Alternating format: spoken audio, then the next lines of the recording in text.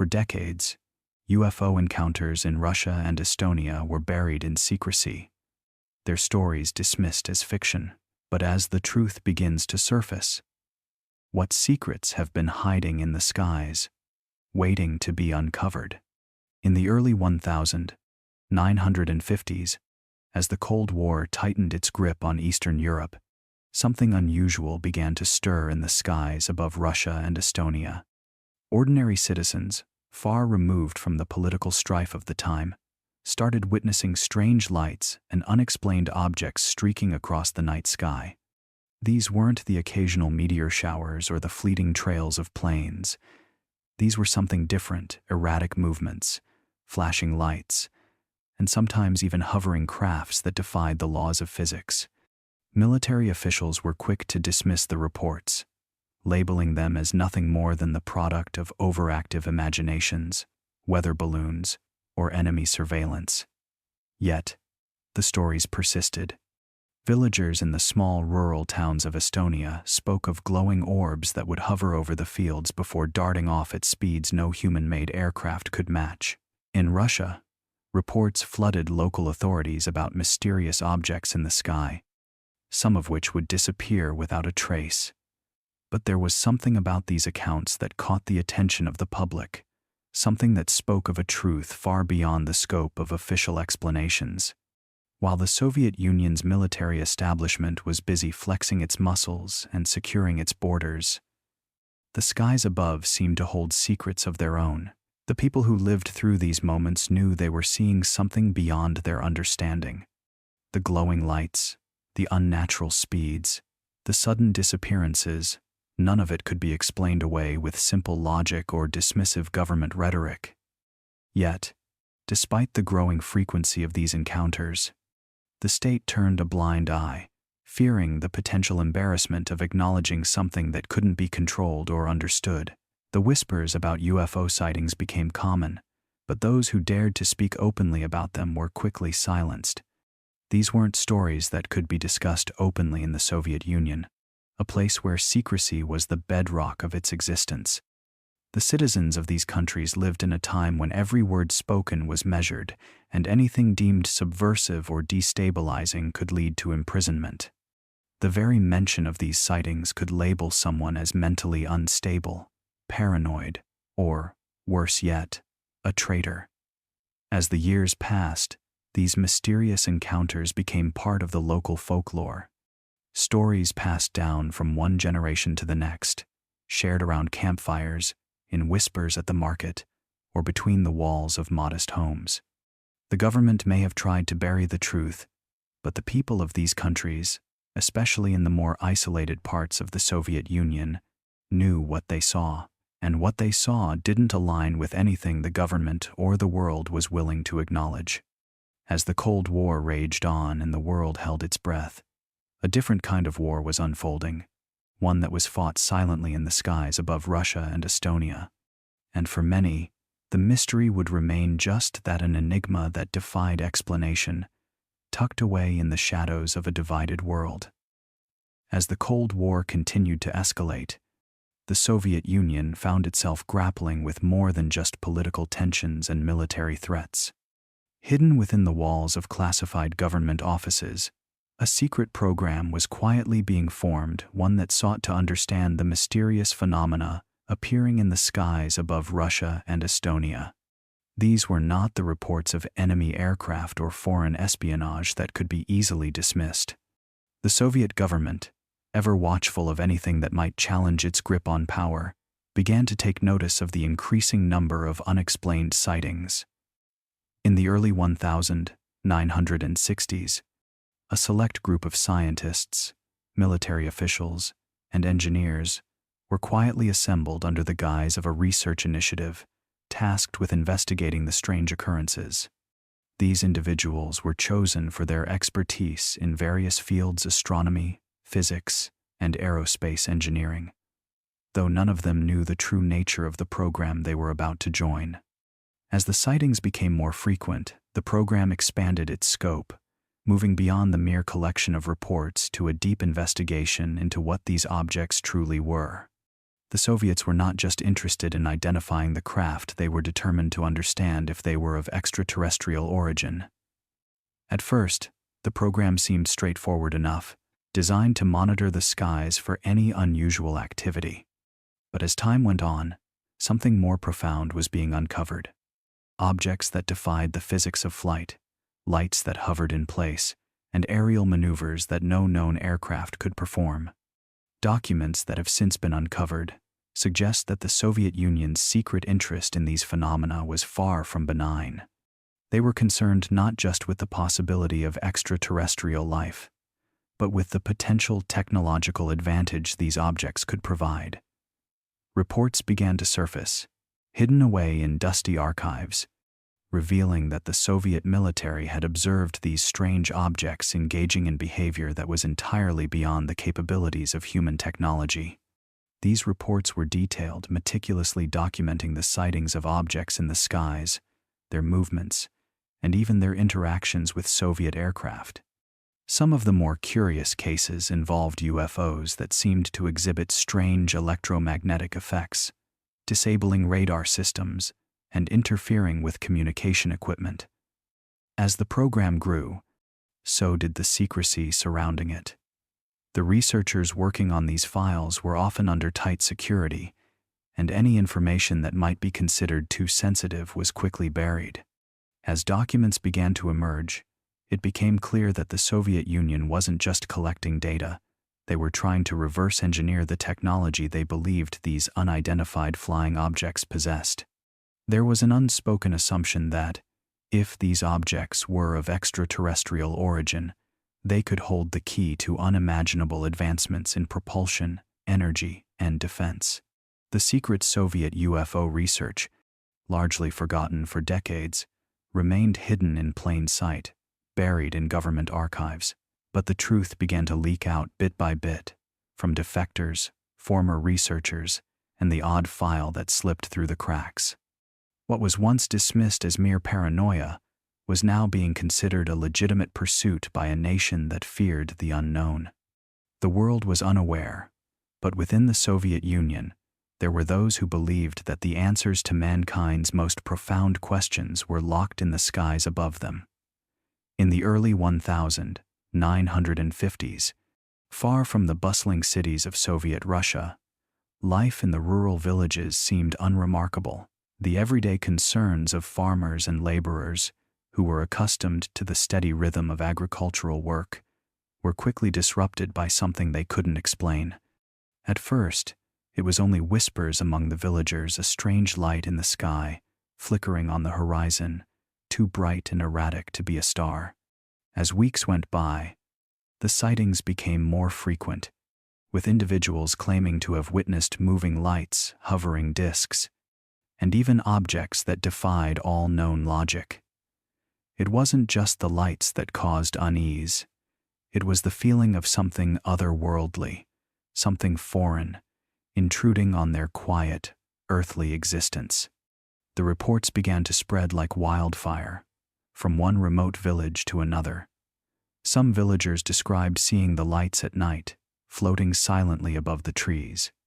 Others swore they had seen the lights descend to the ground, casting strange shadows across the fields. The lights would hover for several moments before vanishing into the night sky without a sound. More troubling than the lights were the stories of strange encounters. In one village near the Ural Mountains, a farmer named Ivan reported seeing a large metallic object descending from the sky. He claimed it hovered just above the ground before something that looked like a humanoid figure emerged from the craft. The figure, dressed in a tight, metallic suit, stood still for a moment, staring at Ivan with what he could only describe as an unsettling gaze. Then, without a word, the being retreated into the craft, which shot back into the sky at an impossible speed. The authorities, always wary of rumors that could stir unrest, dismissed the accounts as fanciful stories or the result of mass hysteria. Yet, the frequency of the reports could not be ignored. In the distant villages, far from the reach of Soviet propaganda and control, These encounters seemed too real to be simply dismissed.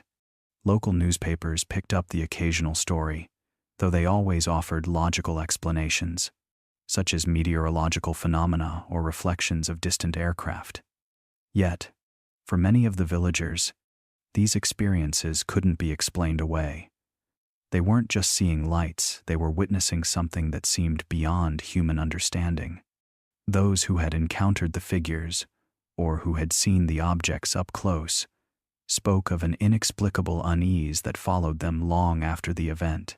Some claimed they felt watched, as though something was observing their every move. The fact that many of the stories echoed one another, despite being from different parts of the country, fueled the belief that these were not isolated incidents. In the depths of the Soviet Union, these reports were ignored by the state, but they remained a part of the collective consciousness of the villagers. Unbeknownst to the government, these ordinary citizens, living on the edges of society, had glimpsed something extraordinary, something that would forever alter the course of their lives and the history of their country. What they saw, in the quiet rural expanses of 1950s Russia, would come to be known as the beginning of something far greater than anyone could have imagined. In the early 1960s, the serene landscapes of Estonia, with its expansive forests and tranquil shores, became the setting for an unsettling mystery.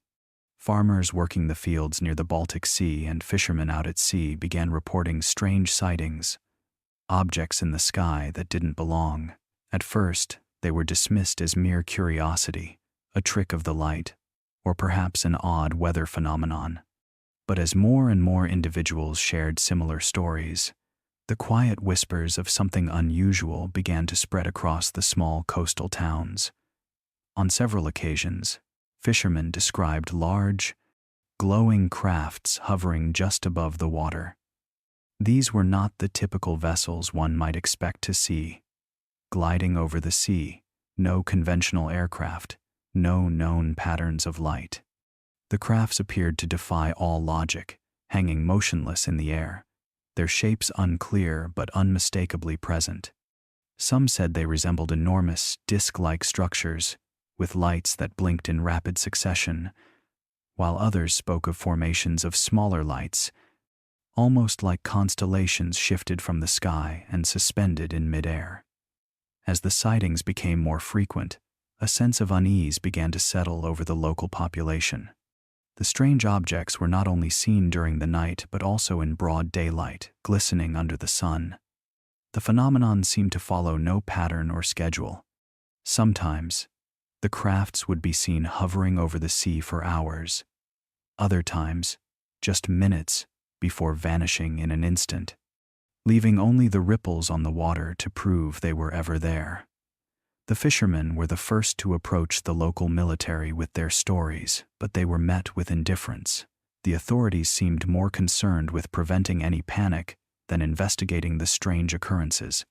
However, after a few more reports from residents, including a schoolteacher who had witnessed a craft hovering near a church steeple, the military was forced to take a closer look. They dispatched a few officers to investigate, but no tangible evidence was found. The authorities chalked the sightings up to the imagination of superstitious locals, offering no official explanation. Despite the military's dismissal, the sightings continued. Farmers along the coastline reported seeing strange disturbances in their fields, where the grass appeared scorched in perfectly round patterns, as if something heavy had landed there. Others spoke of odd, mechanical sounds drifting across the wind, coming from the direction of the sea. But when investigated, nothing could be found. While no definitive answers were ever provided, the residents of Estonia were left with an eerie sense of something beyond their understanding. Their quiet coastal lives had been forever altered by what they had seen, and even though no official records were made, the stories of strange crafts above the Baltic Sea became a part of local folklore. It wasn't just a passing curiosity, it was a glimpse into something larger, something that would never fully be explained. The phenomena became an unsolved enigma in the hearts of the Estonian people, lingering like the unspoken shadows of the night sky. In the shadowy world of Soviet-era secrecy, the KGB held an iron grip over any information that threatened to disturb the carefully crafted narrative of the state. UFO sightings, which had begun to spread across rural Russia and Estonia, were no exception. While the government publicly dismissed the phenomenon as mere superstition or the result of foreign propaganda, behind closed doors, the KGB took the matter very seriously. The Soviet Union, in its relentless quest to maintain control over its people, saw any deviation from the accepted truth as a potential threat to stability. The KGB's involvement in the UFO mystery began when reports of strange aerial phenomena started flooding in from across the country. Local officials, unable to provide explanations, were instructed to pass all UFO-related inquiries directly to the intelligence agency. What followed was an extensive network of surveillance, investigation, and suppression. Any individual found discussing their sightings was at risk of being detained, their stories dismissed as a danger to the collective mindset of the population. The KGB knew that once people began questioning the world around them, it would only be a matter of time before their loyalty to the regime itself was called into question. At the heart of the KGB's operation were the files. Thousands of reports detailing UFO sightings were collected from across Eastern Europe, scrutinized, and filed away in the deepest corners of the intelligence agency's vaults. Some of these reports were passed along by military personnel who had witnessed unexplained objects in the skies while on patrol. Others came from ordinary civilians whose encounters were dismissed as hallucinations. Yet, there was a consistent thread. Most of the witnesses were reluctant to speak about their experiences for fear of reprisal. One such incident occurred in a small village near the Estonian border, where a group of farmers had witnessed a strange craft descending over a nearby forest. They described it as a disc-shaped object with blinking lights that hovered silently before disappearing. When news of the event spread, the KGB moved in quickly, questioning the witnesses individually and warning them not to speak of it again. Some were even detained for several days for re-education, a process designed to ensure that no one would dare to challenge the government's narrative. But the KGB's efforts went beyond mere suppression. In some cases, agents were sent to investigate the sites where UFOs had been reported. They would often take measurements of the area, searching for any physical evidence of alien activity, metallic fragments, strange residue, or even scorch marks that might suggest something far more mysterious. Yet, no matter how thoroughly the sites were examined, no hard evidence ever surfaced that could be used to corroborate the UFO claims. Still, the KGB remained vigilant, aware that the very presence of these unexplained phenomena had the potential to undermine the carefully controlled reality of the Soviet state. The truth, as always, was locked away in the sealed files of the KGB, hidden from public view, and only whispered about in hushed tones by those who dared to remember. What the KGB knew or what they chose to hide remains a mystery, as the UFO files have never been fully released. The agency's tight control over information meant that much of what was discovered about these strange aerial visitors is still lost to time, leaving only the faintest traces of their presence in the minds of those who saw them. In the early autumn of 1961, the small Russian town of Vyborg became the epicenter of one of the most compelling UFO sightings in Soviet history. It was a crisp, clear evening when several local residents first noticed an unusual light hovering in the sky. At first, it was a distant, faint glow, almost resembling the tail of a comet. But as the minutes passed, the light grew more intense, eventually taking the shape of a large, disc-like object that silently glided above the town. The sighting was witnessed by a diverse group of people, including farmers, workers, and even military personnel stationed nearby. One of the first to notice the anomaly was a middle-aged fisherman who, while out on the water, He saw the object hover for several minutes before it suddenly darted across the sky at a speed that defied anything he had ever seen. He quickly rowed back to shore and began telling everyone who would listen about the strange craft. Soon, the local community gathered, some with binoculars, others simply watching in awe, as the object performed odd maneuvers above them. But it wasn't just the townspeople who witnessed this event. A group of soldiers from the nearby military base was also able to observe the craft. Their accounts of the object's erratic movements, dipping, ascending, and even pausing mid-air, added an air of credibility to the claims.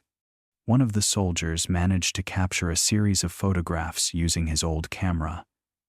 The images, when developed, clearly showed a round metallic object hovering above the landscape, its shape and details difficult to explain with any earthly technology at the time. As word of the sighting spread, the event gained the attention of local authorities. However, in a move that would become all too familiar in the years to come, the Soviet government quickly dismissed the incident as a hoax or a case of mass hysteria. The official explanation given was that the object was nothing more than a weather balloon or possibly a misidentified aircraft. Military officials were called in to examine the photographs, but their findings were quickly brushed aside. No further investigation was conducted, and the witnesses were told to keep quiet about what they had seen. Despite the government's swift dismissal, the Viborg incident continued to intrigue those who had witnessed it. The photographs, which were said to have been examined and deemed inconclusive, still circulated among the town's residents, some claiming to have seen more than what was officially reported. As time passed, the images remained a symbol of the government's refusal to acknowledge the phenomenon and the undeniable truth that something unexplained had occurred. The Viborg incident, like many before it, faded from the headlines. Yet, for those who had witnessed the strange craft, it remained a defining moment in their lives. The mystery surrounding the object, coupled with the government's suppression of the event, only deepened the intrigue, leaving behind a trail of questions that would never be answered by the official narrative. The incident stands as a reminder of how easily truth can be silenced, even when it's captured on film, and how quickly the powers that be can obscure the unexplained to maintain control over the story. In the heart of Tallinn, Estonia, lies a dense, ancient forest that has long been a place of mystery and folklore. Known as the Forest of Shadows by the locals, it is a place where the trees are thick and the undergrowth is so dense that sunlight barely touches the ground. Over the years, the forest has been the setting for countless strange occurrences, but it was one particularly eerie summer evening in 1967 that would forever etch the forest into the collective memory of Tallinn's residents. It was just after dusk when the first lights appeared. Initially, they were small flashes, no bigger than fireflies, but as the minutes passed, the lights grew larger, their colors shifting from a soft white to an unnerving blue, almost electric in their brilliance. They flickered in a way that was unnatural, darting between the thick trees in patterns no human could have predicted. Those who saw them were initially confused, wondering if they were merely the reflection of headlights or the glint of some distant lantern. But soon it became apparent that these lights were far more than ordinary. A group of young hikers who had been exploring the forest were the first to get close enough to see the lights up close. At first, they thought they were observing some kind of military flare or experimental aircraft. But what they witnessed left them in a state of disbelief. The lights hovered above the trees, moving erratically without any sound.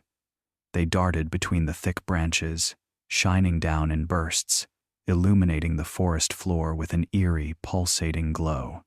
One of the hikers, a local university student, tried to take a photograph, but his camera malfunctioned, the film jamming as he tried to snap a picture.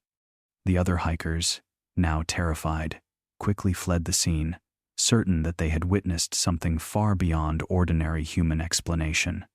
As news of the strange lights spread, more people from Tallinn ventured into the forest to witness the phenomenon for themselves. Some saw the lights flickering from a distance, while others claimed to have heard strange, unearthly sounds emanating from the forest depths.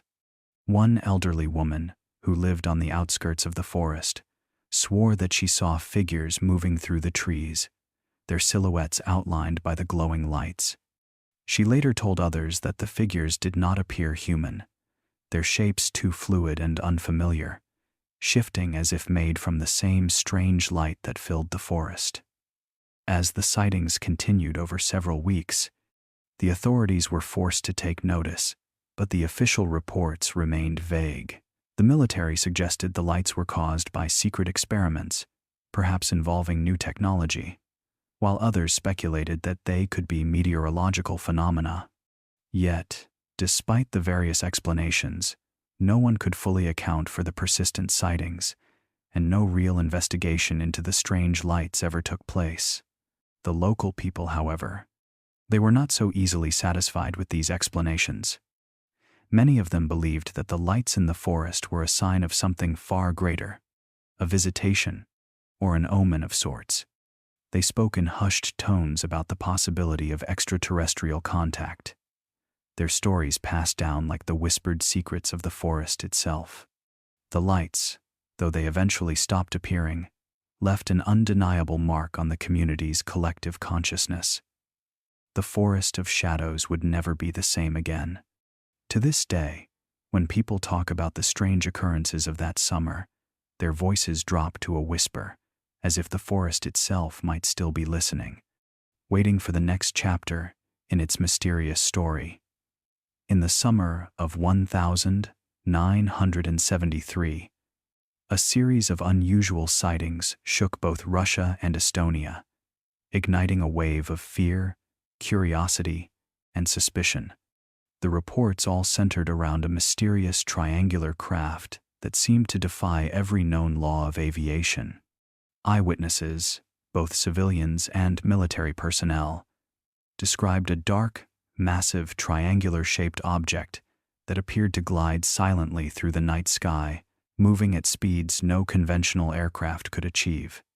The sightings began in the remote forests of Estonia and quickly spread to the rural areas of Russia, with witnesses describing the craft's erratic and unpredictable movements. On one particular night, a group of Estonian farmers, working late into the evening, were the first to spot the object. As they labored beneath the open sky, one of them noticed a dark shape moving against the backdrop of the stars.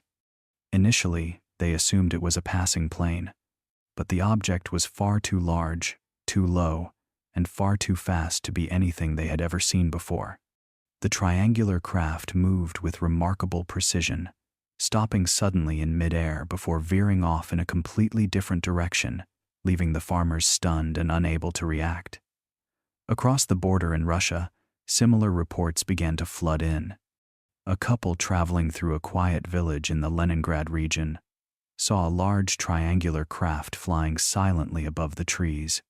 The craft's surface was described as matte black, reflecting no light, and its edges appeared to shimmer with a strange, almost unnatural glow. The couple watched in awe and disbelief as the object hovered in the air before shooting off at a speed that seemed to break the sound barrier, leaving behind a trail of disturbed air that shook the nearby trees. The couple quickly contacted the local authorities, but by the time anyone arrived, the craft was long gone. As the reports continued to accumulate, the military was alerted. However, when fighter jets were scrambled to investigate, no trace of the craft could be found.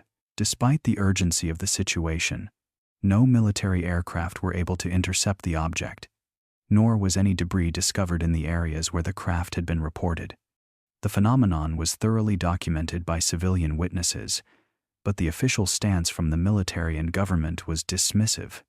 The triangular craft was written off as a misidentification, with officials suggesting that the witnesses had seen a combination of military tests or experimental aircraft. However, the sheer consistency of the sightings from different locations and the testimony of so many credible civilians left an indelible mark on those who had witnessed the event. The black triangle became an enigma, a symbol of an unknown presence in the skies that could neither be explained nor denied. Over time, the sightings faded, and the mysterious craft never reappeared. But the memories of that strange summer remained. For the witnesses, the incident was not merely an anomaly, but a reminder that there was more to the world and the skies than most people would ever know. Throughout the 1980s, the Baltic Sea region became one of the most active areas in Eastern Europe for UFO sightings. What began as sporadic reports of strange lights in the sky gradually escalated into a full-fledged wave of sightings, stretching from the coastlines of Estonia and Latvia to the shores of Russia. The phenomenon captivated the local population, with hundreds, even thousands, of civilians coming forward to share their eerie encounters with unidentifiable objects in the night sky. It all started in the early years of the decade when fishermen, working late into the night on the calm, dark waters of the Baltic Sea, began reporting glowing orbs hovering just above the horizon. At first, it was dismissed as a trick of the light, a possible reflection from distant ships or atmospheric anomalies. But as the reports grew in number and intensity, it became clear that something more peculiar was unfolding. In 1983, a small fishing village in Estonia became ground zero for what would be known as the Baltic UFO wave. A local fisherman, returning from a night's work, saw a strange set of lights far off in the distance, moving in a coordinated manner above the water. The lights seemed to pulse, change colors, and move with an intelligence that defied explanation. He immediately contacted the local authorities, but by the time they arrived, the lights were gone. His testimony, however, set off a chain reaction, and other villagers came forward to share their own experiences. Soon, the sightings were no longer confined to rural areas. People from the cities of Tallinn, Riga, and even Leningrad began to report seeing large spherical objects hovering in the sky at night, performing erratic maneuvers that conventional aircraft couldn't replicate. The objects appeared to hover, dart, and vanish into the horizon with alarming speed. One particularly striking case involved a group of children playing in a park near the sea, who saw a large, glowing disk hanging in the sky. The children watched in awe as it silently ascended, then zipped off into the distance in an instant. The increased frequency of sightings sparked both excitement and fear in the region. Military officials were put on high alert, but despite their vigilance, the objects could not be intercepted or identified. They seemed to appear and disappear at will, leaving no physical evidence or trace of their presence. As the years passed, the Baltic UFO wave became a well-known phenomenon throughout Eastern Europe, drawing the attention of both skeptical scientists and UFO enthusiasts alike. Yet, despite numerous investigations, the cause of the lights remained a mystery. The 1980s had seen the Soviet Union at its height of secrecy, and UFO sightings, particularly those in sensitive areas like the Baltic Sea, were rarely made public. However, the sheer volume of reports and the number of credible witnesses gave the wave a legitimacy that could not be ignored. Many believed the objects were not merely extraterrestrial in origin, but perhaps a manifestation of something far more complex and hidden, an enigma that would continue to puzzle both the general population and the military for years to come. The Baltic UFO wave of the 1980s stands as a testament to the strange and unexplained, leaving behind an indelible mark on the collective memory of Eastern Europe. In the midst of the Cold War, the Soviet Union found itself not only engaged in a global struggle of political ideologies, but also in a more mysterious and unnerving encounter, one with the unknown. Throughout the 1960s and 1970s, Soviet military pilots began reporting strange encounters with flying objects that defied all conventional explanations. These reports were not the result of misinformation or mass hysteria. They were from highly trained, professional individuals accustomed to the challenges of aerial combat and reconnaissance. Yet, what they saw in the sky challenged everything they knew about aviation. One such encounter occurred during a routine training mission in the mid-1960s. A Soviet MiG-21 pilot, flying over a remote area near the Ural Mountains, noticed an object moving at incredible speeds, far outpacing anything in the Soviet arsenal. The object was shaped like a disc, glowing a faint blue, and it hovered for several minutes before darting off in the blink of an eye. The pilot attempted to give chase but quickly realized that the object's maneuvering capabilities were beyond any aircraft he had ever encountered. His report was filed, but it would be years before it saw the light of day. Another notable case came in 1973, when a squadron of Soviet jet fighters was scrambled to intercept an unidentified object over the Black Sea.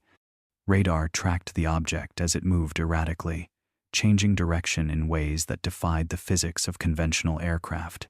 Pilots in pursuit described the object as being a saucer-like shape, glowing with an intense brightness. When they closed in, the object suddenly accelerated, vanishing into the distance in a matter of seconds, leaving no trace behind. Despite efforts to investigate, nothing was ever found to explain the craft's origin or capabilities. For decades, these encounters were classified under the strictest of Soviet secrecy, with little to no information reaching the public. It was a time when national security was paramount, and anything that could potentially compromise the Soviet image of technological superiority was kept under tight control. However, as time passed and the USSR began to unravel, whispers of these strange incidents began to leak through unofficial channels. Former pilots, soldiers, and engineers who had once been bound by secrecy began to share their stories, revealing a hidden history of Soviet military encounters with the inexplicable. One such leak came in the 1980s, when a retired Soviet Air Force colonel shared his first-hand account of a close encounter with a UFO during a night training exercise in the 1970s. He described how his squadron of fighters was engaged in a mock combat exercise when a large, glowing disc-shaped object appeared on their radar, rapidly approaching their formation. Despite the pilot's best efforts to intercept the object, it moved with such precision and speed that it easily outmaneuvered their aircraft. The colonel later admitted that the event was considered so classified that even within the military, it was only briefly acknowledged before being buried in bureaucracy. As more accounts began to surface in the post-Soviet era, it became clear that the Soviet military had been grappling with encounters that could not be explained away by traditional means. These leaks sparked a renewed interest in UFOs, not just within the former Soviet Union, but worldwide. The once secretive military encounters served as a reminder of the mysteries that still linger in the skies, mysteries that remain unsolved, despite years of official dismissal and classified reports. In the remote, icy expanse of the Kola Peninsula, nestled between the Barents Sea and the Arctic Circle, whispers of a hidden event began to stir in the late 1970s. The Soviet Union, with its tightly controlled narrative on military operations and scientific research, had long kept the Kola Peninsula under close scrutiny. A strategic region, it was home to several military bases and nuclear research facilities.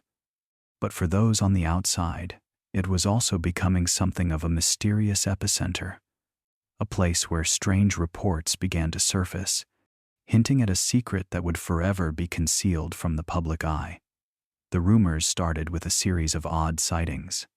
Locals, primarily fishermen and hunters who ventured into the area's deep forests and rugged terrain, began to report unusual objects flying in the sky. These weren't the usual aircraft that passed through the region for training or reconnaissance. These were glowing, silent shapes that hovered unnaturally still before darting off at incredible speeds. Some even claimed to have seen large, dark shapes crashing into the dense forest near the White Sea. The military, it seemed, was not only aware of these events but had begun to increase its presence in the area. In one particularly chilling account, a former soldier stationed at a nearby base claimed that his unit had been called in to secure the area around a crash site. He described a peculiar, almost eerie atmosphere surrounding the location. The object, which had apparently struck the frozen tundra, was unlike anything he had ever seen, metallic, yet strangely smooth, with markings that could not be identified. The debris was quickly sealed off by military personnel, and the area was placed under heavy surveillance. Access was strictly prohibited, with all personnel under orders not to speak of what they had witnessed. The authorities, of course, denied any knowledge of such an event. Official reports referred to the unusual activity as nothing more than a series of misidentified aircraft or natural phenomena, but for those who were there, the disconnect between what they had seen and what the government was saying became too obvious to ignore. As the years passed, some former soldiers, scientists, and engineers who had been involved in the cleanup or investigation of the site began to speak out. The most consistent element in their stories was the secrecy surrounding the Kola Peninsula and the firm belief that something extraordinary had occurred there. A UFO had indeed crashed, and the Soviet government had moved swiftly to cover it up. In the post-Soviet era, the rumors resurfaced. New reports suggested that certain parts of the Kola Peninsula were off-limits, even to local authorities, with the land being claimed for purposes of research that never seemed to fully materialize. Some believed that the government had used the area for decades as a site of not just military operations, but also covert extraterrestrial research, studying technology, or even entities that had been recovered from the crash. Though no solid evidence ever emerged to confirm the exact nature of the event, the stories surrounding the Kola Peninsula persisted, becoming part of the broader tapestry of Eastern European UFO lore. The Kola Peninsula, a quiet, forgotten corner of the Soviet Empire, was now viewed by many as the site of one of the most significant cover-ups in Cold War history. An event, lost to the world, that may still hold answers to some of the greatest questions about extraterrestrial life and government secrecy. In the summer of 1983, a quiet evening in the small town of Pskov, located in the northwestern part of Russia, was abruptly interrupted by an event that would remain unexplained and largely forgotten by the authorities. A group of teenagers, all friends from the local high school, had gathered near a park on the outskirts of town. They were enjoying the clear night sky, passing around a bottle of soda, when one of them pointed out something odd above them. At first, they assumed it was a distant airplane, but soon it became clear that whatever they were looking at was no ordinary aircraft. The object in question was large and luminous, hovering silently in the sky with an almost eerie stillness. It did not make any sound, an unnatural quietness that only added to its strange presence. The group stood frozen, their gaze locked on the strange craft as it remained stationary above them. As they observed, they realized it was not a plane or helicopter. It lacked any flashing lights or typical markers of man-made vehicles. The object was perfectly round, glowing with a soft bluish-white light that seemed to pulse gently, almost like a heartbeat. It drifted slowly across the sky, its movement unhurried and deliberate, as though it were studying the ground below. For several hours the teens stood in silence, trying to make sense of what they were seeing. Some of them were frightened, others fascinated. They spoke little, knowing that what they were witnessing was something entirely beyond the realm of their understanding. The UFO seemed to notice their presence, or perhaps it was simply caught in its own silent dance across the heavens. At no point did it appear to be in a hurry, and it didn't behave like anything the teenagers had ever seen. As the night wore on, the object began to fade, gradually shrinking in size until it was nothing more than a distant speck of light. Within minutes, it vanished entirely, leaving only the memory of its presence behind. The teens were left in a state of shock, struggling to process what they had just witnessed. The silence of the event was almost as unnerving as the UFO itself. There were no sudden bursts of noise, no crash or explosion, just the eerie absence of sound as the object vanished without a trace. The teenagers, unable to make sense of what they had experienced, eventually dispersed, unsure of what to do next. They spoke about it only among themselves for fear of ridicule, aware that no one would believe their story. Despite their best efforts to find answers, no official reports ever surfaced about the incident.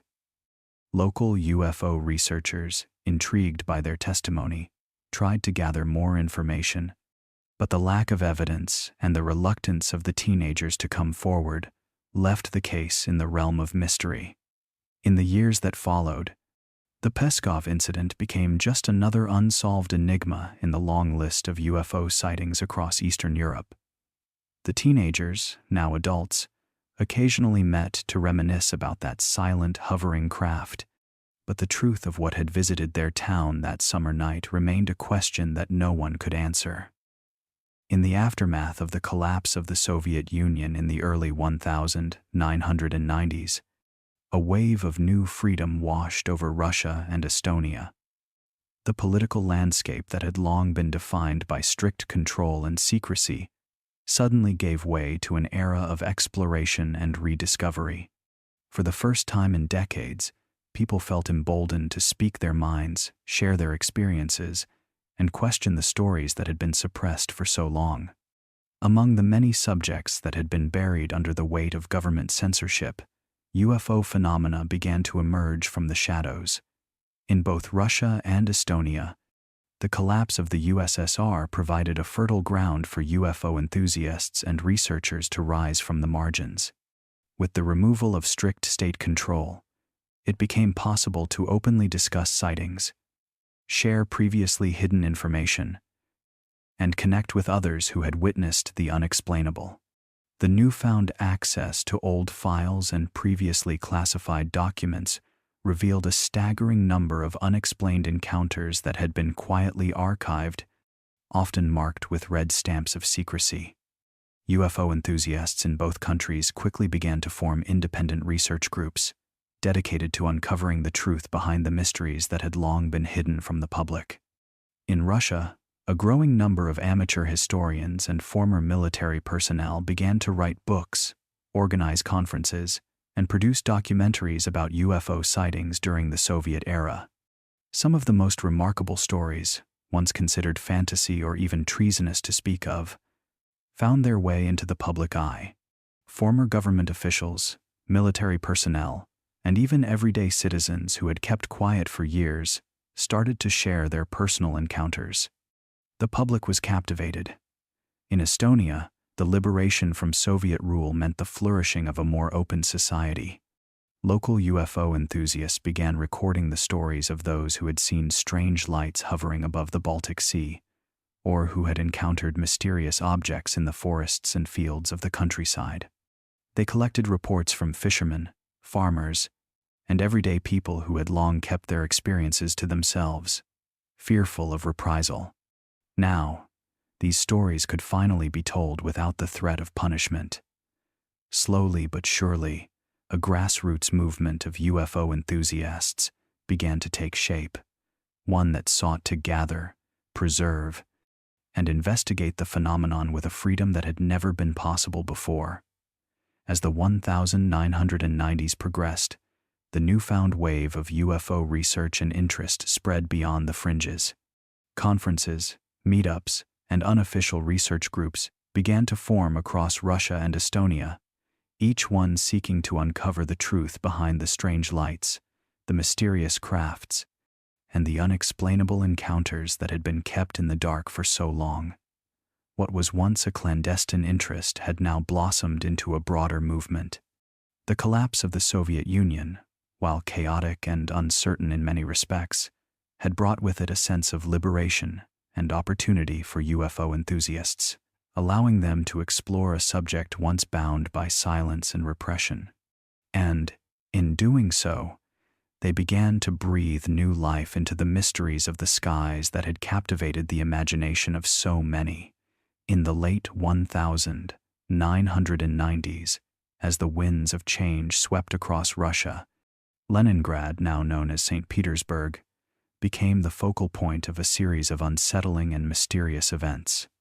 The city, with its rich history and bustling streets, had always been a place of cultural significance, but in this new era, it would become the center of something much stranger. Reports began to surface of glowing objects hovering in the skies above the city, their bright, pulsing lights defying any conventional explanation. As the sightings grew more frequent, they sparked a mixture of panic, fascination, and curiosity among the people. The first reports came in from residents living near the Neva River, who described seeing strange orbs of light that appeared in the sky at night. These objects were unlike anything anyone had ever seen before. They moved with a precision and speed that suggested intelligence, darting through the sky before disappearing into the night without a trace. Some witnesses claimed the lights were so bright that they illuminated the streets below, casting an eerie glow over the historic architecture of the city. As the reports multiplied, the mystery deepened. Was it a secret military test, a new form of aircraft, or something far more otherworldly? Soon, the sightings began to spread to other parts of St. Petersburg, from the outskirts to the heart of the city. Eyewitnesses included everyone from curious pedestrians to seasoned military personnel, but no one seemed able to offer a definitive answer. Some said the objects appeared to hover in place for several minutes before vanishing, while others spoke of strange formations, as if the lights were moving in patterns that suggested an organized, intelligent effort. The authorities were quick to downplay the reports, offering explanations ranging from natural atmospheric phenomena to secret government experiments. But the public wasn't convinced. Local UFO enthusiasts, now emboldened by the growing interest in extraterrestrial phenomena across Russia, took to the streets with their cameras and recording devices, hoping to capture the elusive lights on film. They organized watch groups, gathering in parks and along the riverbank, their eyes fixed on the skies above. As night fell, they waited in anticipation for any sign that the glowing objects would reappear. And then, on several occasions, they did. The lights hovered above the city, casting a bright glow over the waters and the surrounding buildings, only to fade away before anyone could properly document them. Some believed the objects were intelligent beings, silently observing the city. Others thought they might be a new type of technology, perhaps from a foreign power, or something that humanity simply didn't yet understand. The glowing objects of Leningrad ignited a public fascination with UFOs that would persist for years. The sightings sparked heated debates in cafes, on street corners, and even within the halls of the government. Was it a genuine extraterrestrial visitation, or merely a reflection of the new openness in post-Soviet Russia?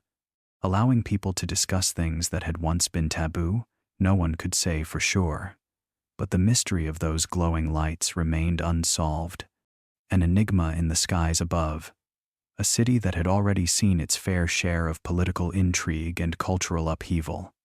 In the late 1990s, the small Estonian city of Narva, nestled on the border with Russia, began to gain attention for reasons far beyond its usual quiet existence. Narva, with its rich history and proximity to the shifting political landscape, found itself at the center of a strange and growing mystery.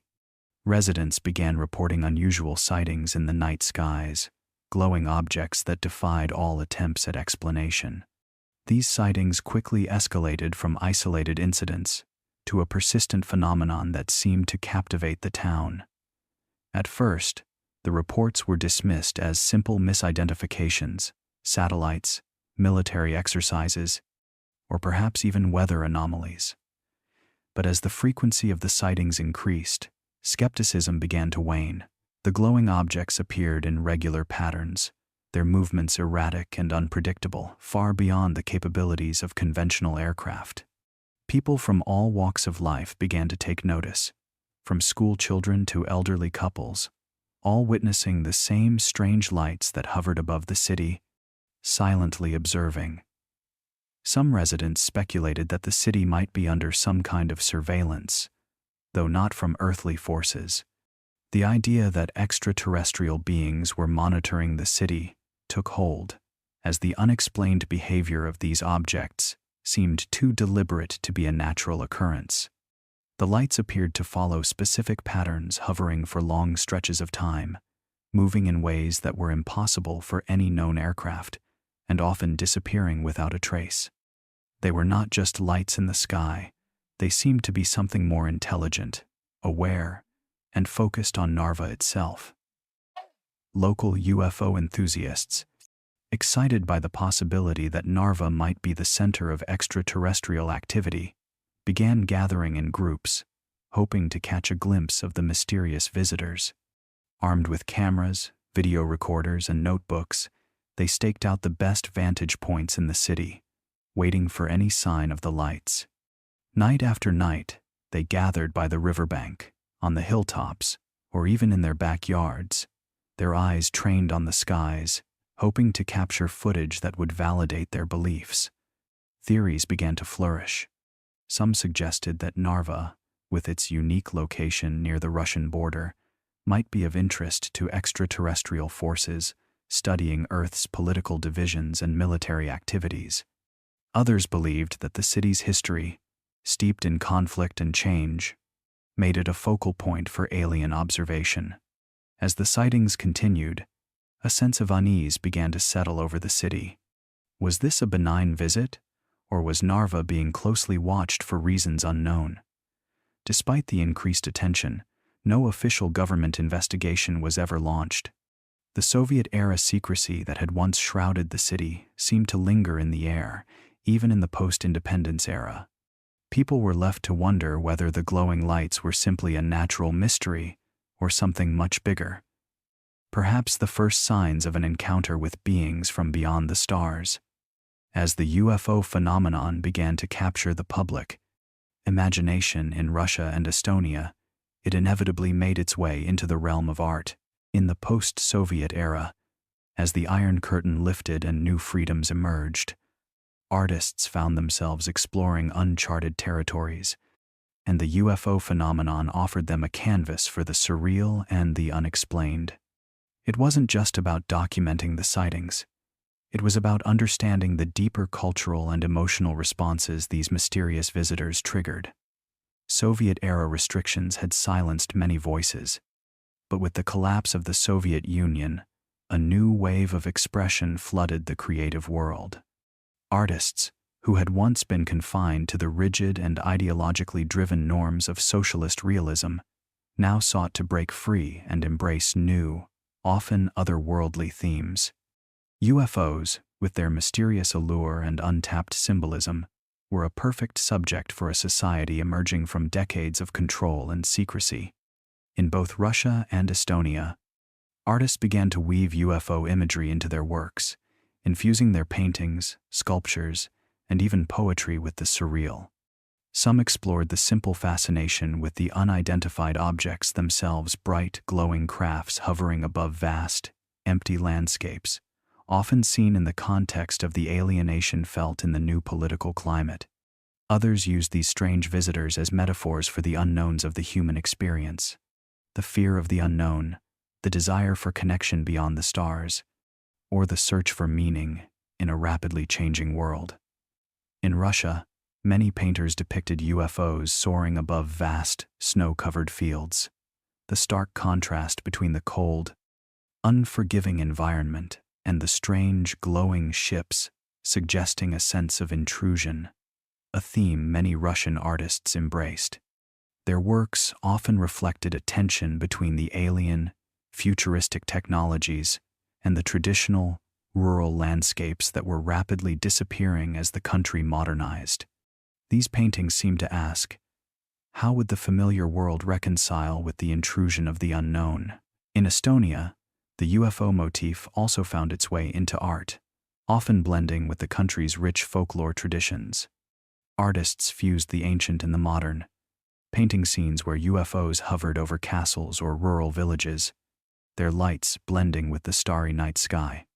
Some Estonian artists incorporated UFOs as symbols of hope or fear, evoking the cultural history of the region, which had long been caught between Russian influence and the aspirations of the local people for independence and self-determination. The idea of extraterrestrial visitors provided a new lens through which to understand their struggles. Could these visitors be a sign of something beyond earthly boundaries, something greater or more powerful? As these artists reflected on their beliefs and personal experiences with UFOs, they did more than just document a phenomenon. They tapped into the collective uncertainty of their societies, using surreal imagery to bridge the gap between the known and the unknown. The UFOs in their works weren't just spaceships, they were symbols of mystery, of discovery, and of a future that was just out of reach, hovering over a world in flux. Through their art, these artists allowed their cultures to imagine a future where the extraterrestrial wasn't so much feared as it was a part of the ongoing human experience. In the winter of 1996, the Siberian city of Omsk became the focal point of one of the most perplexing and widely discussed UFO incidents in modern Russian history. On a cold, clear night, residents of the city, many of whom had lived their lives under the shadow of Soviet skepticism, witnessed a series of strange lights in the sky. The lights, initially thought to be conventional aircraft or even satellites, quickly began to exhibit movements that defied normal expectations. They hovered motionless, darted across the sky at incredible speeds, and changed direction with an agility that no known human-made craft could replicate. For several hours, multiple UFOs were spotted, visible to thousands of Omsk's residents, from the outskirts of the city to its busy center. Eyewitnesses reported that the crafts emitted bright, pulsating lights, some of which flickered in colors not typically seen in ordinary aircraft: electric blues, vivid reds, and harsh whites. The lights seemed to move independently, creating an eerie sense of unpredictability, with some of the objects even appearing to split into smaller units before recombining in midair. The initial response from the local authorities was one of caution. Officials, who were trained to downplay any potential disturbances, insisted that the phenomena were nothing more than meteorological or astronomical anomalies, but the sheer number of eyewitnesses ranging from regular citizens to military personnel could not be so easily dismissed. Local media outlets, typically bound by the restrictions of the post-Soviet state, were quick to pick up the story. The region's press, once tightly controlled, now had the freedom to report on matters such as this, and speculation spread like wildfire. By the following day, rumors had spread that the objects had been seen by military personnel stationed in the area. Some sources claimed that the Russian Air Force had been alerted to the presence of the crafts and dispatched fighter jets to intercept them.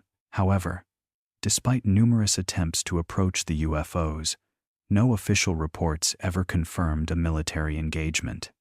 The UFOs reportedly continued their erratic movements, at times moving faster than the jets that were sent after them, before disappearing into the vast Siberian wilderness. The incident became a topic of intense local and national debate. Researchers, both professional and amateur, flocked to Omsk, eager to gather any available information. Eyewitness testimonies were compiled, analyzed, and cross-referenced, with many noting the uncanny precision of the UFO's flight patterns. Some suggested that the crafts could be of extraterrestrial origin, while others believed they could be the result of some top-secret Russian military project, possibly advanced aircraft, or a new form of surveillance technology. As the years passed, the Omsk UFO incident became entrenched in the collective consciousness of the city, a mysterious chapter in its history. While the official investigation ended without a definitive conclusion, the unanswered questions only deepened the intrigue. The incident lingered in the minds of the people, leading to ongoing speculation about the true origins of the crafts that had danced above their city that winter night. What was it they had witnessed, and why had the objects been so elusive? The Omsk incident, one of the most enigmatic in Russian UFO history, left more questions than answers, fueling the belief that some mysteries are meant to remain unsolved. In the summer of 1975, the city of Tallinn, Estonia, became the backdrop for one of the most perplexing and tightly guarded UFO incidents in the region's history. It began with a series of reports from local farmers and fishermen who spoke of strange lights hovering over the dense forests just outside the city. The lights were described as being unusually bright, shifting in color from pale blue to a harsh red, and often remaining motionless for hours. At first, many dismissed the sightings as the work of local mischief makers or the aftereffects of a new type of experimental aircraft being tested nearby. But when the phenomena persisted for several nights, the reports began to draw attention from local authorities. A small team of police officers and military personnel were sent to investigate, though they were given little in the way of instruction beyond confirming that nothing extraordinary was happening. The witnesses, however, were insistent. On one particular evening, several individuals swore they had seen a craft land deep in the forest. Descriptions of the object varied. Some called it a glowing disk, others a triangular shape, but all agreed it was something that could not have been of earthly origin. When the authorities arrived at the scene the following morning, they were met with an unusual sight. While no physical object was left behind, the area surrounding the supposed landing site seemed inexplicably altered. Trees and vegetation in the immediate vicinity had been flattened, but the damage was unlike any caused by a storm or machinery. Some of the trees had an almost scorched appearance, and the ground beneath them had been scorched in a strange circular pattern. The air itself, some of the witnesses claimed, smelled faintly of ozone, an odor often associated with electrical discharges or high-energy phenomena. Despite the clear indications of a strange event, local authorities insisted that nothing significant had taken place. Military officials quickly arrived and sealed off the area, but not before some of the more determined witnesses had managed to snap photographs of the area and sketch the object they claimed to have seen. Those who dared to speak out were told to remain silent, and rumors began to circulate that the military had discovered something far more unusual than they were willing to admit. As time went on, official reports downplayed the event, with the authorities dismissing it as either a hoax or the result of a misidentified experimental aircraft. Yet, the testimony of those who had seen the lights and the strange markings on the ground continued to linger in the minds of the people of Tallinn. For them, the events of 1975 were more than just a mystery. They were a glimpse into something much larger, a hint that the truth about UFOs was being carefully concealed by the very institutions meant to protect them. While the official story may have been buried in secrecy, the experiences of the witnesses remained vivid and real, echoing across the years as a reminder of what had truly happened in the forests of Tallinn. In the shadow of the Cold War, while the Soviet Union remained tightly controlled, a growing number of eerie and unsettling stories began to emerge from the darkest corners of the country. Citizens across vast swaths of Russia, particularly in remote villages and small towns, began whispering about strange encounters that would change their lives forever. They spoke of being taken against their will, lifted from the ground by unseen forces, and subjected to experiences so bizarre that the very act of speaking about them felt like an unforgivable betrayal. These were not tales of government experiments or military misconduct. They were stories of abductions by beings from beyond the stars. The first reports began to surface in the early 1960s, with many of them originating from rural areas far removed from the prying eyes of the capital. Those who had the courage to speak of their experiences described being suddenly overcome with a sense of paralysis, their bodies unable to move as a bright light filled the night sky. Then, without warning, they would find themselves aboard a craft cold, metallic, and sterile. Some claimed they were surrounded by tall, humanoid figures with large, dark eyes, while others described a terrifying sense of floating within a narrow, confined space, with no escape in sight. The abductions, according to the accounts, seemed to follow a recurring pattern. The subjects would often awaken in a state of confusion, hours or even days later, far from where they had been taken, with no memory of what had transpired.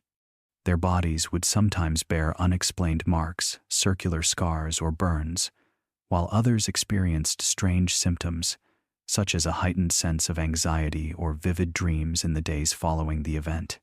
Some individuals even reported the sensation of having been subjected to invasive medical procedures, strange devices placed inside their bodies, tests that left them feeling violated and weak, only to be returned home without explanation.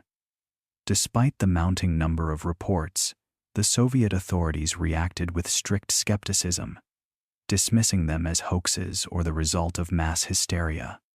Military officials, aware of the public's growing fear, took the unusual step of imposing a strict gag order on anyone who came forward with these bizarre claims, threatening imprisonment or worse.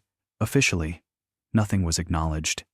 Yet, the rumors and stories continued to spread like wildfire, becoming a haunting undercurrent in the lives of the citizens who lived under the tight grip of the Soviet regime. In many ways, these abductions were more than just terrifying personal experiences.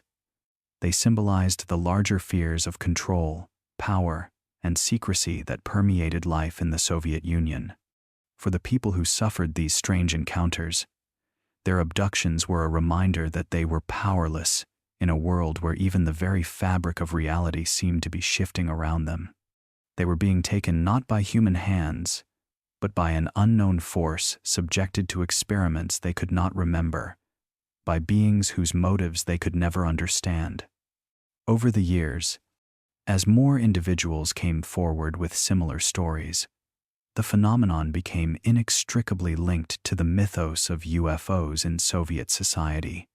But even as the stories grew in number, so too did the silence from those in power.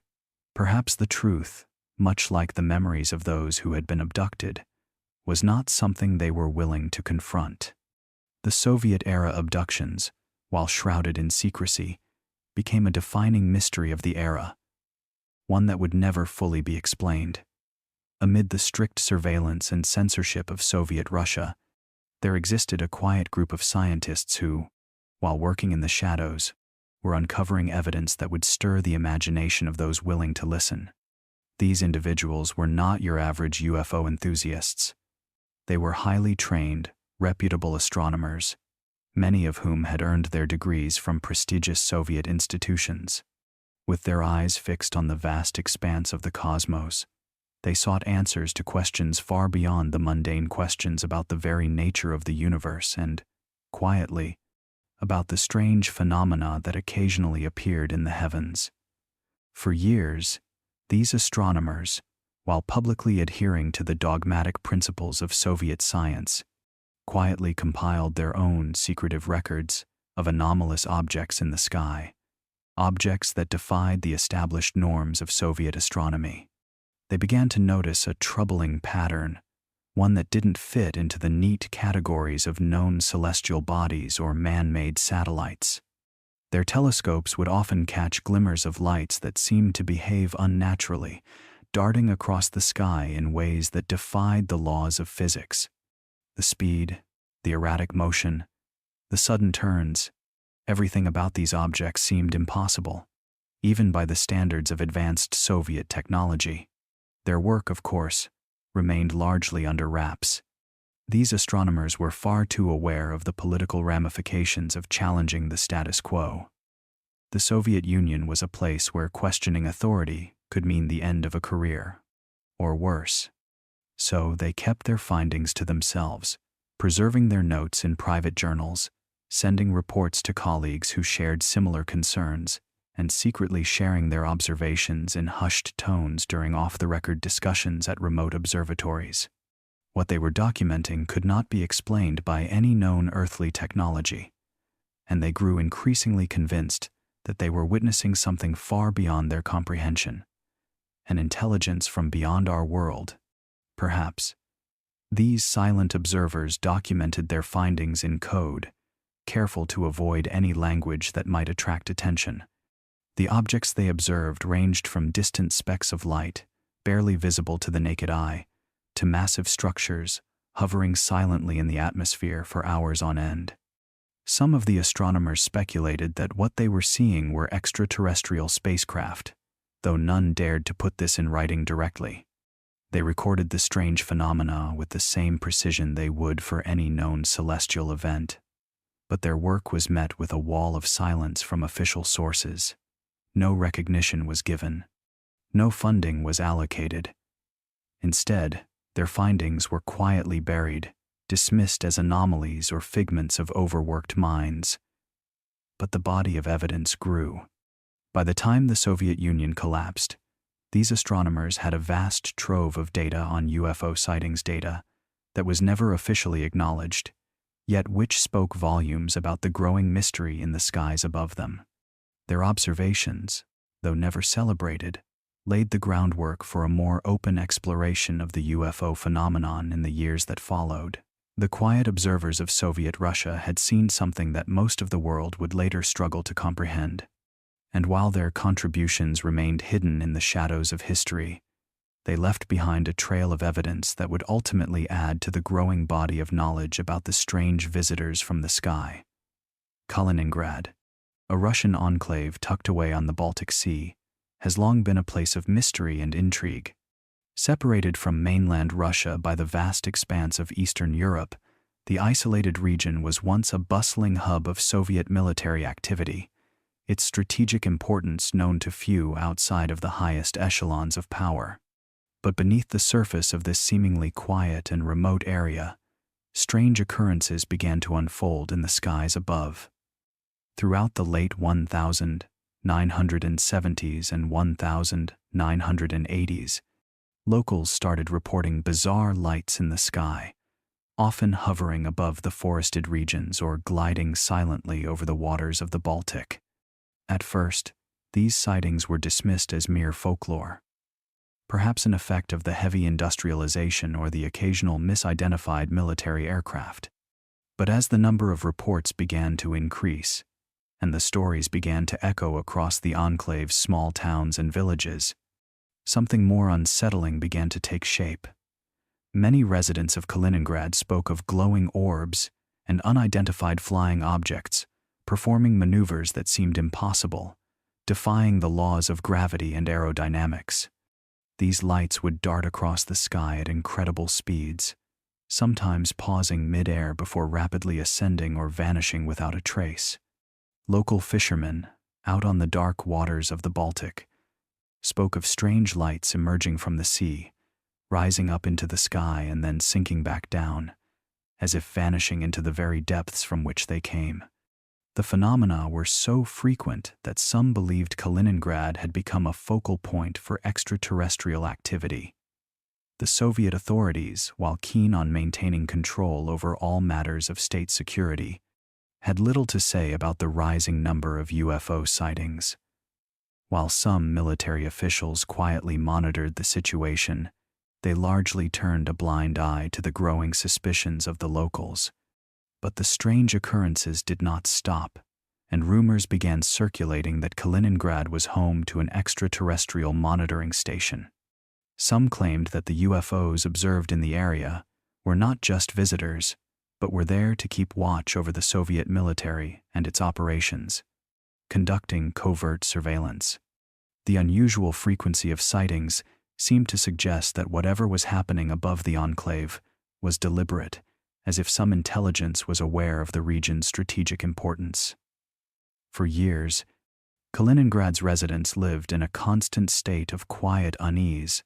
Local UFO researchers, many of whom had been inspired by the growing number of sightings, began to document these events, collecting testimonies and photographs from witnesses.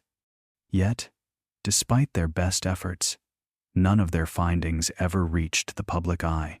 The military, as was often the case, kept tight control over any information that might leak, and for all intents and purposes, Kaliningrad remained a place of secrets, both terrestrial and extraterrestrial. Even today, Kaliningrad remains an enigma, its skies still occasionally filled with the strange lights that once defined the mystery of the enclave. What remains clear is that the region became a focal point in the larger, unsolved mystery of UFO phenomena, a place where the world's secrets met the unexplained. In the midst of the Cold War, with its oppressive atmosphere of secrecy and control, an unexpected event unfolded in Leningrad in the early 1980s, a conference that would change the trajectory of UFO research in the Soviet Union. Organized by a small but growing group of researchers, the gathering was designed to discuss the increasing number of UFO sightings and the possible extraterrestrial activity that seemed to be happening across the Soviet landscape. What made this event different from the numerous other gatherings and discussions on the topic was its clandestine nature and the highly classified participants it attracted. The conference was held behind closed doors, away from prying eyes, in a location that was only accessible to those with the highest level of clearance. Invitations were extended not only to civilian UFO enthusiasts, but also to military personnel, scientists, and individuals who held positions within the government, all of whom had knowledge of or had witnessed some aspect of the UFO phenomena. The Soviets, notorious for their tight control over information, had allowed a select group of individuals to discuss the very thing the state had always sought to suppress. It was a bold move, a sign that the topic was no longer entirely dismissed or ignored by those in power. The participants came from diverse fields, each bringing a different perspective on the phenomena. Military personnel spoke of encounters they had had with UFOs, many of which involved military aircraft in close proximity to these unknown crafts. These encounters were described as unsettling objects that outperformed the best Soviet aircraft in both speed and maneuverability, often appearing without any warning, then disappearing just as quickly. The military men were careful with their words, knowing that their testimonies could be seen as a threat to the state's narrative, but there was no denying the gravity of their accounts. Scientists at the conference, some of whom had long been investigating unexplained aerial phenomena, shared their findings on the peculiar physical and electromagnetic properties that had been recorded in the areas where UFOs had been sighted. Instruments had picked up unusual readings, including inexplicable fluctuations in temperature and magnetic fields, as well as strange light patterns that defied the laws of physics. Some researchers spoke in hushed tones of strange materials that had been found at UFO crash sites, materials that couldn't be identified or replicated by human technology. While the conference remained secret, leaks began to emerge in the years that followed. Testimonies and documents surfaced, hinting that the event had been more than just a theoretical discussion. Some believed that the gathering had been the beginning of a larger covert operation, one that sought not only to understand the UFO phenomenon, but also to study it in a way that would benefit the Soviet Union's technological and military ambitions. Whispers of collaboration between the Soviet government and other nations, or perhaps extraterrestrial entities, began to circulate. But these rumors were quickly suppressed. Despite the veil of secrecy, the conference in Leningrad was a defining moment in the history of Soviet UFO research. It demonstrated that the Soviet Union, while dismissing public discussion on the subject, had long been aware of the phenomenon. The documents and testimonies that leaked in the years that followed hinted at a deeper involvement, one that suggested the truth of the UFO mystery was far more complex and dangerous than anyone had ever imagined. In the quiet, remote villages of Estonia, tucked away amidst dense forests and expansive fields, the strange lights in the night sky have been a fixture of local life for generations. Far from the bustling cities, these rural communities are steeped in their own rhythms and traditions. Yet beneath the surface, something inexplicable has always lingered in the shadows of their stories. Farmers, fishermen, and villagers who rarely venture far beyond their homes began to notice the unusual lights decades ago. These lights were unlike anything they had ever seen before, too bright to be ordinary stars, too erratic to be planes or weather balloons. The lights would appear without warning, casting an eerie glow across the landscape. Sometimes they hovered silently, stationary in the sky for what seemed like hours. Other times, they moved in ways that defied logic. Sharp, angular turns, sudden drops, and accelerations that ordinary aircraft simply couldn't replicate. The sightings were frequent enough to pique the curiosity of the villagers, but they remained rooted in the day-to-day realities of their lives, often simply passing off the strange occurrences as the work of something unexplainable, but not necessarily dangerous. The isolation of these communities kept the mystery at bay, but over time, the lights became a part of the local folklore, passed down from one generation to the next. Older villagers spoke of glowing orbs, sometimes just a single light, sometimes a cluster that seemed to travel together. Children would listen, wide-eyed, to the tales of strange shapes in the sky, disks, saucers, and cylinders that had been seen over the years. Some claimed to have witnessed these objects as they hovered over the dense forests, casting an otherworldly light over the treetops. Others spoke of hearing an odd hum or vibration in the air as the lights appeared, as if the very air had been charged with an invisible energy. Though these sightings were rarely reported to authorities, they were far from isolated incidents. As word spread through the small villages, more people came forward with their own experiences, each adding another layer to the growing body of UFO folklore. The stories began to gain a kind of collective weight, and soon it seemed like every family had a tale to share about the glowing visitors from the skies. Over time, this local mythology took root, with each generation of villagers adding their own interpretations and theories about the lights. Some believed they were omens, signs from the heavens, or even messages from extraterrestrial beings. Others insisted that the lights were simply the result of natural phenomena, yet no one could ever agree on what that might be. As the years went by, the UFO sightings in these rural Estonian villages were increasingly woven into the fabric of local identity. They became more than just oddities. They were part of the landscape, as familiar as the trees and the rivers. To the villagers, they were not just strange lights but symbols of something deeper, a mystery that remained unsolved but eternally fascinating. Even in the face of skepticism from outsiders, these quiet little villages held fast to their stories, knowing that in the darkened skies above, something strange and unexplainable continued to watch.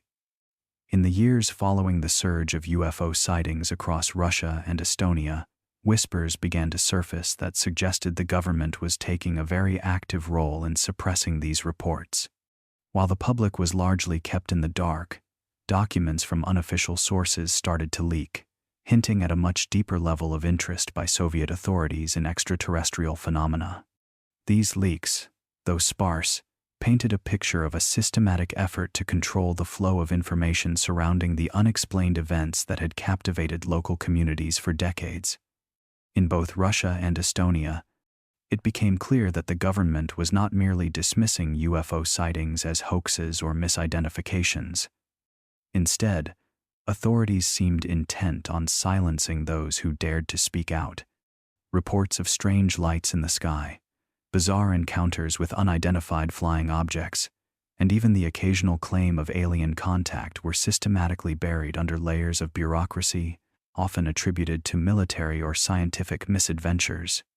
Some of the most credible witnesses, including soldiers, scientists, and even ordinary citizens, found themselves under scrutiny or outright silenced by the state's shadowy arms. At times, military personnel who had witnessed UFOs in their daily operations were instructed not to speak of what they had seen, under threat of imprisonment or worse. Some were even reassigned to distant regions, far from the areas where the sightings had occurred, while others were simply dismissed as unreliable witnesses. For those brave enough to speak out, the consequences were severe. Dissidents found themselves labeled as mentally unstable or politically untrustworthy. Files disappeared, meetings were canceled, and testimonies were redacted or conveniently lost. In many cases, UFO sightings would be reported as weather balloons or military aircraft exercises, a convenient cover for what was happening in the skies. In Estonia, which was firmly under Soviet control at the time, the cover-up was even more pronounced. The government seemed to view UFO phenomena not only as a matter of national security, but also as a potential threat to its control over the public narrative. As such, the authorities worked diligently to discredit any report of extraterrestrial activity.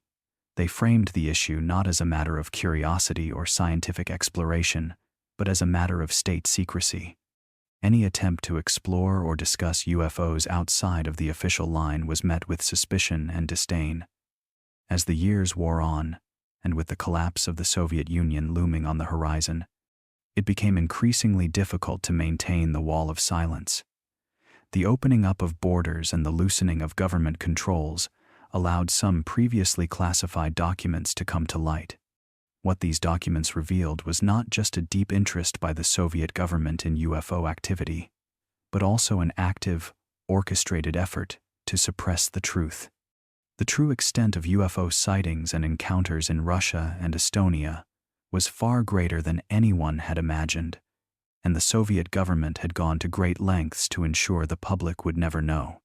For many, the most unsettling part was not the existence of UFOs themselves, but the realization that the truth had been systematically erased for so long. The Ural Mountains, stretching across the heart of Russia, have long been associated with strange occurrences that fuel theories of extraterrestrial involvement.